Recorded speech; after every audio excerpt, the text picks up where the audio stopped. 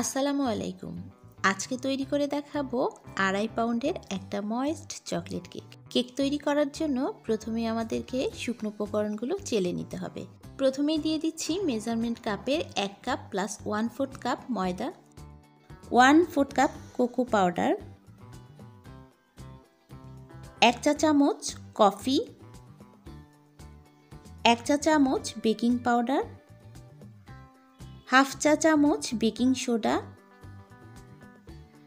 Half চা চামচ লবণ। এই শুকনো উপকরণগুলো এখন ভালো মতো চেলে নিতে হবে। চেলে নেওয়ার পর এখন একটু ভালো মতো মিশিয়ে নিচ্ছি। এই বাটিটা এখন আমি পাশে রেখে দিচ্ছি।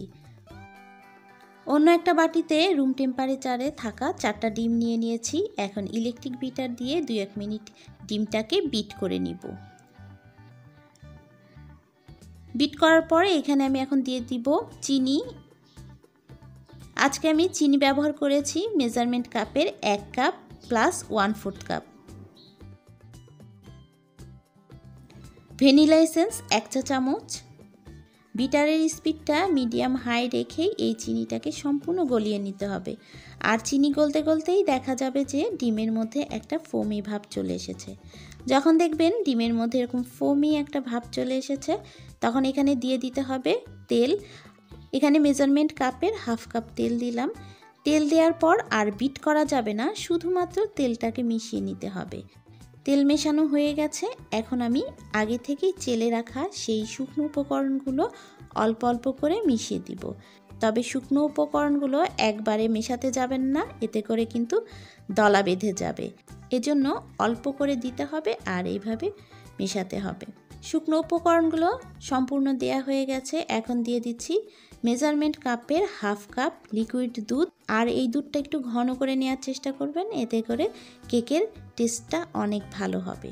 সম্পূর্ণ কেকের ব্যাটারটা আমার তৈরি হয়ে গেছে। এখন এটা আমি একটা 9 ইঞ্চি মোল্ডে ঢেলে নিচ্ছি। আর মোল্ডের মধ্যে আগে থেকেই আমি একটা পেপার সেট করে রেখেছি। চুলাতে আমি এই হাঁড়িটা আগে থেকেই বসিয়ে রেখেছিলাম প্রিহিটের জন্য। এখন এই হাঁড়ির মধ্যে মোল্ডটা বসিয়ে দিলাম, ঢাকনা দিয়ে ঢেকে দিচ্ছি। আর চুলার আঁচটা এখন একেবারে অল্প করে দিতে হবে কেকটা হওয়া পর্যন্ত। এই কেকটা হয়ে গেছে। কেকটা হতে মোট 1.5 ঘন্টা সময় লেগেছে। এখন আমি কেকটা চেক করে নিলাম, কেকটা সম্পূর্ণ হয়ে গেছে। এখন আমি এটাকে নামিয়ে নিব।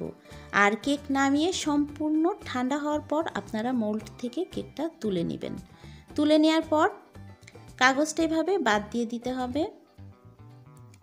এই কেকটাকে আমি 2 ভাগে ভাগ করে নিচ্ছি। প্রথম ভাগে সুগার সিরাপ ব্রাশ করে নিচ্ছি। সুগার সিরাপ লাগানোর ফলে কেকের ভিতরে একটা ময়েস্ট ভাব থাকে। এখন এখানে ক্রিম লাগিয়ে নিচ্ছি।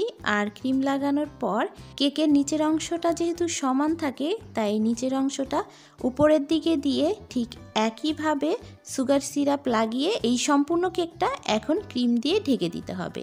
আর ক্রিমটা যতটা সম্ভব ক্রিমের ফিনিশিংটা ভালো মতো দিয়ে দিতে হবে।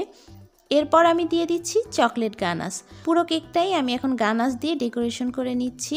আর গানাশ দেওয়ার পরে 30 মিনিটের জন্য নর্মাল ফ্রিজে রাখতে হবে, এতে করে গানাশটা ভালো মতো সেট হবে। 30 মিনিট পর আমি কেকটা নামিয়ে উপরে একটু ফুল করে দিচ্ছি। এভাবেই খুব সহজে কিন্তু আপনারা একটা মজার চকলেট কেক বাসায় তৈরি করতে পারেন। আশা করছি আজকের কেকের রেসিপিটা ভালো লেগেছে। আর ভালো লাগলে আমার চ্যানেলটি অবশ্যই সাবস্ক্রাইব করবেন। আজকের মতো বিদায় নিচ্ছি। সবাই ভালো থাকবেন, সুস্থ থাকবেন। আল্লাহ হাফেজ।